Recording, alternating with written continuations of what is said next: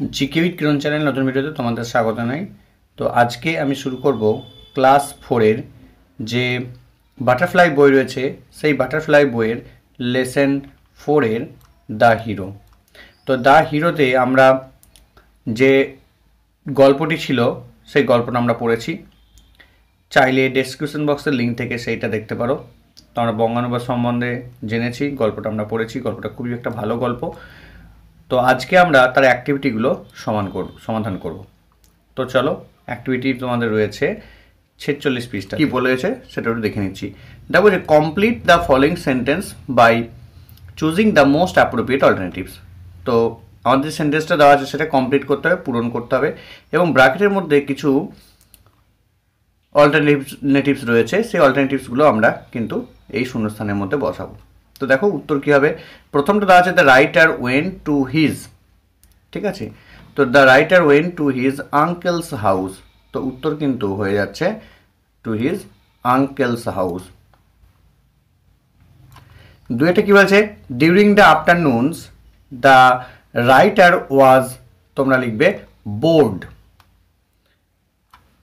তারপর দেখা আছে the writer's friend played football or cricket every afternoon. তো তোমাদের যেখানে শূন্যস্থান রয়েছে সেখানের মধ্যে উত্তর হবে ফুটবল অর ক্রিকেট, ঠিক আছে। তো 3 নম্বরে হয়ে গেল। 4 নম্বরটা কি বলেছে দেখে নিচ্ছি। The writer felt that he was very unimportant, তো উত্তর কিন্তু হয়ে আছে আনইম্পর্টেন্ট। তো চলে এসেছি আমরা অ্যাক্টিভিটি 3-তে। অ্যাক্টিভিটি 3-তে এখানে বলা হয়েছে যে write T for true and F for false statements in the boxes. এই বক্সের মধ্যে যেগুলো সত্য তার পাশে টি লিখতে হবে, এবং যেগুলো মিথ্যা সেগুলো তার পাশে আমাদের এফ লিখতে হবে। তো এটা বলেছে দেখো, the Apu went to see the football match. তো ফুটবল ম্যাচ তো সে দেখতে যায়নি, সে কবাডি ম্যাচ দেখতে গিয়েছিল, সেই জন্য তোমরা এখানে বসাবে ফলস, ঠিক আছে। তারপর দেখো বিতে বলছে the team from Motiganj was last years winner. বলছে যে দল গত বছর বিজেতা হয়েছিল সেই দল হচ্ছে মতিগঞ্জ। তো এটা কিন্তু সম্পূর্ণ ট্রু, কারণ ওখানে গল্পতেই বলা হয়েছে মতিগঞ্জ টিম কিন্তু আগের বছরে জিতেছিল। প্রশ্ন সিতে বলা হয়েছে মেনি পিপল গ্যাদার্ড অ্যাট বুড়ির মাঠ টু এনজয় দ্য ম্যাচ। তো এখানে বুড়ির মাঠে অনেক সংখ্যক লোক কিন্তু জমা হয়েছিল এই ম্যাচটিকে দেখার জন্য, এটাও কিন্তু ট্রু হয়ে যাচ্ছে। ডিতে রয়েছে Nasir pulled Apu to the playground. Nasir অপুকে টানতে টানতে খেলার মাঠে নিয়ে গিয়েছিল, তো এটা সম্পূর্ণ ফলস, কারণ নাসির তো আসতেই পারেনি তার মায়ের শরীর খারাপের জন্য। তো এরপরে আমরা চলে যাচ্ছি অ্যাক্টিভিটি 4-এ। অ্যাক্টিভিটি 4-এ কী বলা হয়েছে দেখো, অ্যাক্টিভিটি 4-এ কলামের সঙ্গে মেলাতে বলেছে। তো প্রথম এ কলামের সঙ্গে 20 কলাম মেলাতে হবে। Apu and his cousin must go to বুড়ির মাঠ। আর এ কলামে রয়েছে Apu was anxious, Nasir has not come, it's a matter of prestige. এই কটা হচ্ছে এ কলামে রয়েছে। বি কলামে রয়েছে because his mother is ill for our village by 4 o'clock about his role in the match. তো এই কটা কিন্তু রয়েছে বি কলামে। তো এরপর আমরা এখানে দেখে নিচ্ছি তার উত্তরটা কী হবে। এই কলামে প্রথম অপশন হচ্ছে Apu and his cousin must go. তো Apu and his cousin must go to, কী হবে, গো টু বুড়ির মাঠ। এবার কটার সময় গিয়েছিল, অ্যাট 4 o'clock। তোমরা উত্তরটা অ্যাট 4 o'clock করবে। বি অপশানে কিন্তু তোমরা বি ঘরে লিখবে অ্যাট 4 o'clock, অর্থাৎ এটার সঙ্গে তোমাদের মিল হয়ে যাচ্ছে কোনটা, এটার সঙ্গে তোমাদের মিল হয়ে যাচ্ছে একদম, এর সঙ্গে মিল হচ্ছে 3-এর, ঠিক আছে, এটার সঙ্গে এটার মিল হচ্ছে। তো বি অপশানে কি রয়েছে, বি অপশানে রয়েছে অপু ওয়াজ অ্যাংসাস, অপু খুব উদ্বিগ্ন ছিল, about his role in the match, তার ম্যাচের মধ্যে তার কাজ কী হবে সেটার বিষয়ে। তো এটার সঙ্গে মিল হয়ে যাচ্ছে, সেই জন্য দেখো এখানেও কিন্তু করে দেওয়া হয়েছে যে Apu was anxious about his role in the match, ম্যাচের মধ্যে তার কি পার্ট হবে সেটা কিন্তু সে কিন্তু খুব উদ্বিগ্ন ছিল। Nasir has not come, Nasir আসতে পারেনি, কারণ কি হবে, তার কারণ হবে নাসির আসতে পারেনি তার কারণ তার মা অসুস্থ ছিল, because his mother is ill, ঠিক আছে। তো তোমরা লিখবে এই ঘরে এইভাবে লিখবে, Nasir has not come because his mother is ill. ডিতে কি রয়েছে, ডিতে দেখো বলা হয়েছে যে it's a matter of prestige, এটা কিন্তু আমাদের সম্মানের ব্যাপার, তার কারণ কি, ফর আওয়ার ভিলেজ, মানে তাদের গ্রামের জন্য। তো এখানে কিন্তু তোমাকে সেটা লিখতে হবে ফর আওয়ার ভিলেজ। তো এরপরে যে ইউনিটটা আছে ইউনিট 3, আমরা বঙ্গানুবাদ আলোচনা করেছি, চাইলে ডেসক্রিপশন বক্সে সেই তার লিঙ্ক আছে, সেখান থেকে তোমরা সেগুলো দেখতে পারো। চলে এসেছি অ্যাক্টিভিটি 5-এ। তো অ্যাক্টিভিটি 5-এ আমাদের বলা হয়েছে যে arrange the following sentence in the correct order, put the number in the boxes. মানে এই যে ঘটনাগুলো দেওয়া আছে সেগুলো আমাদের ঘটনাক্রম অনুযায়ী সাজাতে হবে। তো দেখো প্রথমে হচ্ছে I gave a jerk, they caught me easily, I experienced a painful bite, I moved into the part of the ground, I felt helpless. তো কোনটা প্রথমে হবে সেটার পাশে 1 লিখতে হবে, তারপর দ্বিতীয়, তারপর তৃতীয়, এইভাবে কিন্তু আমাদের এই বক্সের মধ্যে নাম্বারগুলো বসাতে হবে। কী হবে? প্রথম ঘটনা দেখো, এটা হচ্ছে I moved into the there part of the ground, আমি তাদের যে ঘর ছিল সেই ঘরের মধ্যে প্রবেশ করলাম। তো এইখানে কিন্তু তোমরা 1 লিখবে, ঠিক আছে? এই ঘরে কিন্তু তোমরা 1 লিখে নেবে। বেশ, 2 নম্বর ঘটনা কী হবে? 2 নম্বর ঘটনা তোমাদের হয়ে যাবে দে কট মি ইজিলি, তারা আমাকে খুব তাড়াতাড়ি ধরে ফেললো। তারা এইখানে তোমরা কি লিখবে? 2 লিখবে, ঠিক আছে? এই ঘরের মধ্যে কিন্তু তোমরা 2 লিখবে। 3 নম্বর ঘটনা কোনটা হবে? 3 নম্বর ঘটনা হয়ে আছে আই ফেল্ট হেল্পলেস, আমি খুব হতাশ হয়ে পড়েছিলাম। তো এটার পাশে তোমরা 3 লিখবে। তাহলে 5 নম্বরের যে সেন্টেন্সটা আছে সেটার পাশে তোমরা 3 লিখবে, ঠিক আছে? তারপর দেখো 4 নাম্বার কোনটা হবে? 4 নাম্বার কিন্তু হয়ে আছে I experience a painful bite, আমি একটি কামড় খেলাম, ঠিক আছে? তো এখানে কিন্তু তোমাদের 4 হয়ে যাচ্ছে, এটা 4। তাহলে 3-এর পাশে তোমরা কিন্তু লিখবে 4, ঠিক আছে? এই ঘরে তোমরা 4 লিখবে। তারপর দেখো কি হচ্ছে আই গেভ এ জার্ক, তো এটা কিন্তু আমাদের হয়ে আছে 4, আই গেভ এ জার্ক, এটা হচ্ছে 5 নাম্বার। তো এইভাবে কিন্তু তোমরা কিন্তু সমস্ত উত্তরটা কিন্তু করে নেবে, ঠিক আছে? তো 5, এটা হয়ে আছে আমাদের 5। তাহলে আর একবার বলেছি, 4-এরটা পাশে তোমরা 1 লিখবে, 2-এর পাশে তোমরা 2 লিখবে, তারপরে দেখো 5-এর পাশে তোমরা 3 লিখবে, 3-এর পাশে তোমরা 4 লিখবে এবং 1-এর পাশে 5 লিখবে। এইভাবে কিন্তু সাজাতে হবে। এরপর আমরা চলে আসছি কোশ্চেন অ্যান্সারে। কী বলেছে? Answer the following question. নিচের যে প্রশ্নগুলো আছে সেই প্রশ্নগুলো তোমাকে, তো দেখো প্রথম প্রশ্ন হচ্ছে how did the opponents play, কীভাবে বিরোধীরা খেলা করেছিল। তো এটার উত্তর তোমরা লিখবে the opponents played really well, যারা বিরোধী ছিল তারা কিন্তু সত্যিই খুব ভালো খেলেছিল। 2 নম্বর প্রশ্ন কি বলা হয়েছে? 2 নম্বর প্রশ্নতে বলা হয়েছে দেখো why were the supporters losing their hope, কেন তাদের সাপোর্টার্সরা যারা সমর্থক ছিল তারা আশা হারিয়ে ফেলছিল। তো এটার উত্তর কিন্তু তোমরা এটা লিখবে the supporters are losing their hope because the batter was the only member still playing, মানে সাপোর্টার্সরা তাদের ধৈর্য হারিয়ে ফেলছিল বা আশা তাদের হারিয়ে ফেলছিল, কারণ ন্যারেটর যিনি বর্ণনা করছেন বা কথক, তিনি কি করছেন? তিনি একদম শেষ মেম্বার ছিলেন যিনি এখনও পর্যন্ত খেলছিলেন, ঠিক আছে? তো এইভাবে উত্তরটা লিখবে। তো এরপরে আমরা চলে যাচ্ছি 3-এর প্রশ্ন। 3-এর প্রশ্নতে এখানে বলা হয়েছে দেখো, 3-এর প্রশ্নতে বলা হয়েছে when did Apu give a jerk, কখন অপু 1 ঝটকা দিয়েছিল বা ঝাঁকুনি দিয়েছিল।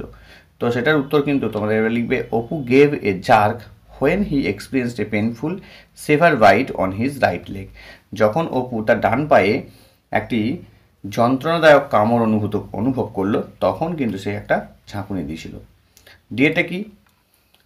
হু won the match for Apu's team, অপুর টিমে কে ম্যাচটা জিতিয়েছিল। তো উত্তর লিখবে an ant won the match for Apu's team, অপুর টিমের একটি পিঁপড়ে ম্যাচটা জিতিয়েছিল। তো এরপরে আমরা প্রশ্নগুলো দেখে দিচ্ছি অ্যাক্টিভিটি 7A তে। অ্যাক্টিভিটি 7A তে বলছে রিড দ্য ফলোয়িং সেন্টেন্স, সেন্টেন্সগুলোকে পড়তে হবে, সার্কেল দ্য নাউন্স, নাউনগুলোকে গোল করতে হবে, and underline the words that describes the quality or the kind of the noun, এবং যেগুলো নাউনের বর্ণনা করছে সেগুলোকে আমরা আন্ডারলাইন করব, অর্থাৎ অ্যাডজেক্টিভগুলোকে আন্ডারলাইন করতে হবে, ঠিক আছে? তো চলো উত্তরটা আমরা একটু দেখে নিচ্ছি কীভাবে হবে।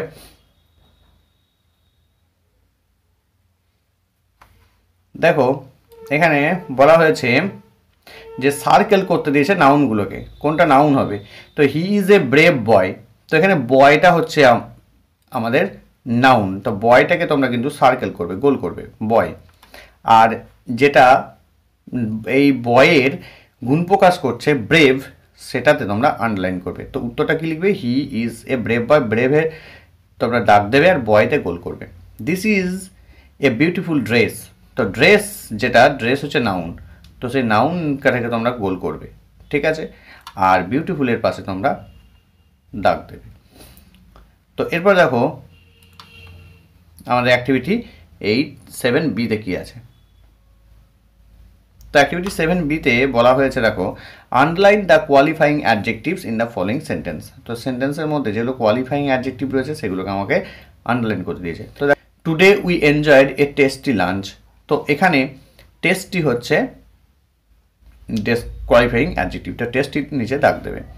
I saw an exciting match, আমি একটি খুবই উত্তেজনাপূর্ণ ম্যাচ দেখেছিলাম। তো এক্সাইটিং হচ্ছে ডেসক্রাইবিং ওয়ার্ড বা qualifying adjective. My grandma told me an interesting story, আমার ঠাকুমা আমাকে একটা খুব মজাদার গল্প বলেছিলেন। ইন্টারেস্টিংয়ে নিচে দাগ দেবে।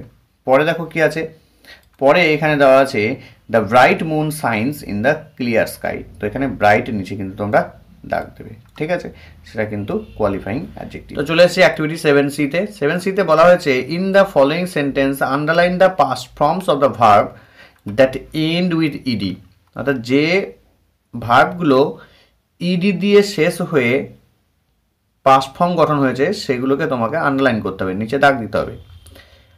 আবার এখন বলছে now circle the past forms of the verb, এবং ভার্বের যেটা পাস্ট ফর্ম করা হয়েছে কি দিয়ে? বাই চেঞ্জিং লেটার্স, মানে লেটারগুলোকে পরিবর্তন করে যেগুলোকে পাস্ট ফর্ম করা হয়েছে সেটাকেও তোমাকে কি করতে হবে? সার্কেল, গোল করতে হবে। দেখো প্রথমেটা কি আছে?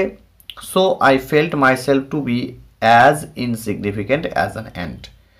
তাহলে এখানে কি বলা হয়েছে যে সুতরাং আমি মনে করলাম নিজেকে একটা পিঁপড়ের মতোই মূল্যহীন বা তুচ্ছ। তো এখানে ফেল্ট যেটা আছে সেটা কিন্তু আমাদের লেটার চেঞ্জ করে পাস্ট ফর্ম করা হয়েছে, ঠিক আছে। ফিলটা হয় ফেল্ট, তো সেই জন্য ফেল্টটাকে আমরাকে গোল করতে হবে। পরে দেখো দ্য লার্জ ক্রাউড চিয়ার্ড, মানে প্রচুর সংখ্যক জনগণ তারা সবাই সমর্থন করছিল, চিয়ার্ড করছিল। তো এখানে চেয়ারটা কিন্তু ইডি দিয়ে শেষ হয়েছে, তাই এটাকে আমাকে কি করতে হবে? আন্ডারলাইন করতে হবে। এটা কি করতে হবে? আন্ডারলাইন করতে হবে। তো তোমরা আন্ডারলাইন করবে সেটা। পরে দেখো দে কট মি ইজিলি, তারা আমাকে খুব সহজেই ধরে ফেললো। তো দেখো এটা কিন্তু পাস্ট প্রেজেন্ট ফর্মটাকে পরিবর্তন করে পাস্ট ফর্ম করা হয়েছে, কট করা হয়েছে, তো এটাকে কিন্তু তোমরা গোল করবে, কটটাকে গোল করবে। উই ক্ল্যাপড অ্যান্ড সাউটেড, এটা ইডি যোগ করে হয়েছে, এটাও ইডি যোগ করে পাস্ট ফর্ম করা হয়েছে, তো এটাই কিন্তু আমাদের আন্ডারলাইন করতে হবে। ক্ল্যাপটে আন্ডারলাইন করবে, সাউটেডেরও আন্ডারলাইন করবে, ঠিক আছে। চলে আসছি অ্যাক্টিভিটি 7D। 7D-তে বলা হয়েছে pick out the regular and irregular verbs from the following sentence, write them in the appropriate boxes. অর্থাৎ কিছু রেগুলার ভার্ব, কিছু ইরেগুলার ভার্ব, সেগুলোকে আমাকে এখানে আলাদা করতে হবে। রেগুলার ভার্ব কোনগুলো? রেগুলার ভার্ব যেগুলো ইডি দিয়ে শেষ হয়েছে সেগুলোকে রেগুলার ভার্ব বলছে, আর যেগুলো ইডি ছাড়া অন্য লেটার পরিবর্তন করে পাস্ট ফর্ম করা হয়েছে সেগুলোকে ইরেগুলার ভার্ব বলা হয়। তো সেগুলো আমরা বক্সের মধ্যে বসাবো। এখানে যে সমস্ত ভার্ব আছে, স্যাং আছে, পরের বাক্যে ভার্ব রয়েছে হেল্পড, তারপরের বাক্যে ভার্ব রয়েছে ওয়াকড, তারপরে সোলজার্স, ফট, এটাও কিন্তু ভার্ব রয়েছে ফট, ঠিক আছে। এই কটা ভার্ব রয়েছে, তো এই কটা ভার্ব আমাকে রেগুলার ইরেগুলার ঘরে বসাতে হবে। তো এখানে দেখো রেগুলার ভার্বসের ঘরে আমাদের কি লিখবে? প্রথমে হেল্প লিখবে, ওয়াক লিখবে, আর ইরেগুলার ভার্বের ঘরে লিখবো স্যাং, আর এর দিকে হচ্ছে ফট, স্যাং আর ফট। তো অ্যাক্টিভিটি 8A-তে বলা হয়েছে arrange the letters properly to form meaningful words, মানে এই যে ওয়ার্ডগুলো দেওয়া আছে সেগুলো সব উল্টোপাল্টা করে সাজানো রয়েছে, ঠিক আছে। এই লেটারগুলো সব উল্টোপাল্টা করে সাজানো রয়েছে, এই লেটারগুলোকে আমাকে সাজিয়ে একটা মিনিংফুল ওয়ার্ড তৈরি করতে হবে। তো প্রথমে দেখো NIOCUS আছে, তো এটাকে যদি আমরা সাজাই তাহলে আমরা পাবো কাজিন, কাজিন মানে খুঁড়তুতো ভাই বোন। পরেরটা দেখো IACELIRM, তো এটাকে সাজালে হয়ে যাচ্ছে মিরাক্কেল, MIRACLE, মিরাক্কেল। পরে দেখো 3 নাম্বারটা হয়ে যাবে প্রেস্টিজ, সাজালে হয়ে যাচ্ছে প্রেস্টিজ, PRESTIGE, ঠিক আছে, প্রেস্টিজ। 4 নম্বরে কি রয়েছে? 4 নম্বরে যেটা রয়েছে সেটা আমাদেরকে সাজালে, এই যে 4 নম্বরটা তোমরা দেখছো, সেটা সাজালে হয়ে যাবে সাপোর্টার্স, মানে সমর্থক। ঠিক আছে, এরপর দেখো 8b-তে কী বোঝে? Make sentence of your own with the following words. এগুলো দিয়ে তোমার নিজে নিজে সেন্টেন্স তৈরি করবে। ভ্যাকেশন, অ্যাংসাস, সেভার আর জাম্প। তো সেন্টেন্সগুলো আমরা একটু দেখে নিচ্ছি কীভাবে সেন্টেন্সগুলো করবো। দেখো প্রথমে কি রয়েছে, প্রথমে আমরা দেখে নেবো কী সেন্টেন্স তৈরি করেছি। ঠিক আছে, প্রথমে দেখো আছে ভ্যাকেশন। ভ্যাকেশন মানে হচ্ছে ছুটি। তো এটা দিয়ে কী হয়েছে দেখো লিখতে হবে, I visited my uncle's house during the summer vacation. আমি আমার কাকার বাইরে বেড়াতে গিয়েছিলাম গ্রীষ্মের ছুটিতে। অ্যাংসাস মানে উদ্বিগ্ন, সেখান দিয়ে সেন্টেন্স কী হবে? I am very anxious to see the match. আমি ম্যাচটি দেখতে খুবই উদ্গ্রীব ছিলাম বা উদ্বিগ্ন ছিলাম। সেভার দিয়ে কী হবে? সেভার হচ্ছে I got severe painful bites on my hand. আমি আমার হাতের মধ্যে অনেকবার কামড় খেয়েছি। তো এরপরে জাম্প দিয়ে কি সেন্টেন্স লিখবো? জাম্প দিয়ে আমরা সেন্টেন্সটা লিখছি, I can jump very well. আমি খুব ভালো লাভ দিতে পারি। ঠিক আছে, তো এইভাবে কিন্তু উত্তরগুলো করব। তো এরপর চলে আসছি আমরা, একটি রাইমস রয়েছে। রাইমসটা তোমরা একটু বাড়িতে পড়বে। রাইমসটা খুব সুন্দর রাইমস, গার্লস অ্যান্ড বয়েজ। তো গার্লস অ্যান্ড বয়েজের রাইমসটা দেওয়া আছে, girls and boys come to play, the moon is shining bright as day, leave our supper and leave our sleep and come with your play fellows into the street. Come with a whoop and come with a call. Come with a goodwill or come not at all. ঠিক আছে, এই রাইমটা তোমরা কিন্তু সুন্দর করে মুখস্থ করবে। তো এরপর আমরা চলে আসছি অ্যাক্টিভিটি 9A। তো অ্যাক্টিভিটি 9A তে কী বলেছে সেটা আমরা একটু দেখে নিচ্ছি।